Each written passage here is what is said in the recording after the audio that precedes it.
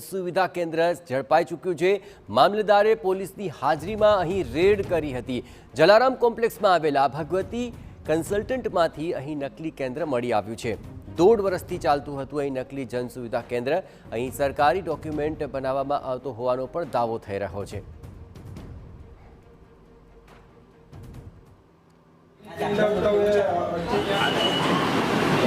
કન્સલ્ટન્સીના ધારક છે નિકુંજભાઈ, એના કમ્પ્યુટર અને લેપટોપની અંદર જુદી જુદી આધાર કાર્ડ, રેશન કાર્ડ અને જેટલા પણ સરકારી પ્રમાણપત્રો છે એના ડુપ્લિકેટ બનાવવા માટેના ફર્મા કમ્પ્યુટરમાં વર્ડ ફાઇલમાં મળેલા, જે બાબતે આને પૂછપરછ કરતા પોતે કોઈ જવાબ આપી શકે નહીં। જગ્યા ઉપરથી ઢગલાબંધ આધાર કાર્ડ, ઢગલાબંધ રેશન કાર્ડ અને આવા સરકારી દસ્તાવેજો જેનો કોઈ આધાર એની પાસે હોય નહીં, અને એક ડુપ્લિકેટ જનસેવા કેન્દ્ર તરીકે આખી એક શોપ ચલાવતા હોય, જનસેવા કેન્દ્રના બોર્ડ પણ મારેલા હોય, એમાં પણ કોઈ લાયસન્સ હોય નહીં।